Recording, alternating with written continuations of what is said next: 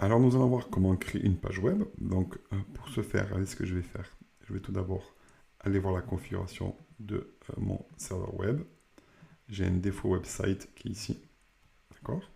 Je vais dans gérer le site web. Regardez, là j'ai les services pour pouvoir le redémarrer, l'arrêter, le parcourir. C'est un peu comme ma page. D'accord? Et je vais regarder que de base, ma page par défaut est stockée dans inetpub vvroot, dans System Drive, qui est donc le C2 point. Donc si je vais ici, regardez que je vais voir dans inetpub vvroot, hop, ici, j'ai un i-start, qui est une page web.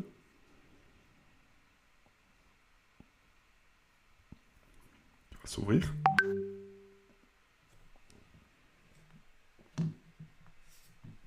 Donc voilà, j'ai cette page qui s'ouvre. Et donc si je vais sur mon client, un des clients, voilà, on va prendre allez, le Windows 10. Donc on va taper l'adresse IP en 192.168. Donc 192. Oups, allez. Ouvre-toi. Voilà. Voilà, il va me demander voilà, des informations. Ça c'est un peu pénible, Edge.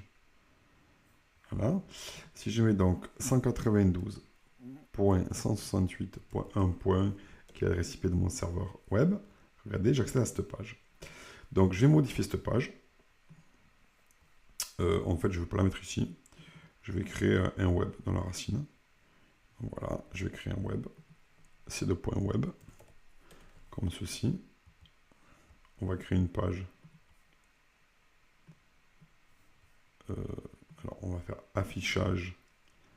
Afficher les dossiers, les fichiers cachés. Alors, vous avez masqué les extensions de fichiers dont le type est connu. Comme ça, je vais pouvoir afficher, regardez, le point .txt. Bienvenue sur mon cours. Sur mon cours. Alors bon, je ne mets pas de balise, je ne mets rien. C'est vraiment juste pour tester. Hop. HTML. Voilà. Je l'ai modifié. On va faire un index.html. Et si je veux accéder à cette page par défaut, qui est donc stockée dans IS, il faut que j'aille faire une petite configuration. Ça serait bien que ma page s'ouvre. Magnifique page web. Il est en train de charger. Donc regardez ce que je fais. Je vais revenir ici. Alors déjà, je vais mettre en plus grand, que vous le voyez. Alors il y a deux choses à faire. Tout d'abord, on a vu les paramètres avancés. Voilà, comme ceci. Donc on va changer le dossier de base. On va donc mettre ce PC C2.web. Et également, il faut qu'on définisse, donc on voit que le protocole HTTP est activé. Et il faut qu'on définisse également ce qu'on appelle un document par défaut. Et de base, regardez, au lieu HTML, index.html. Vous pourrez très bien en rajouter un si vous voulez, une autre extension ou que sais-je. Mais on va même le mettre tout en haut.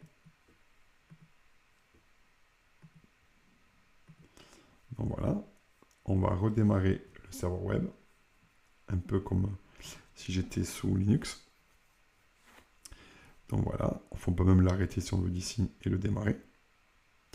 Et maintenant, regardez, si je tape donc dans mon navigateur, ici, alors on va mettre l'adresse IP, donc 127.0.0.1. Donc là, c'est celui-ci, 127.0.0.1. Voilà, bienvenue sur mon cours. Et si je rafraîchis la page, super. Donc j'accède bien à ma page par défaut, qui est donc mon serveur web. Alors si je reprends mon cahier des charges, il me fallait une page web dans C2.web, c'est bien ce que j'ai fait, mais c'était un bienvenue.html. C'est pas grave, on va juste faire une toute petite adaptation, et on verra ensuite le service FTP. Donc je vais dans mon serveur web qui est ici. je retourne dans ma console de service IIS. Et le document par défaut, ben, allez, je rajoute. Donc, bienvenue. .html. Voilà. Elle est là-haut. Et je remets ma page. On va arrêter le service. On va le démarrer. Voilà. Et regardez, je vais aller sur ma page par défaut.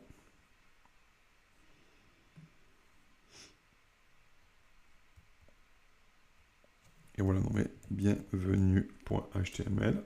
Et si je fais 127.0.0.1, ça fonctionne, il n'y a pas de souci. Pareil ici.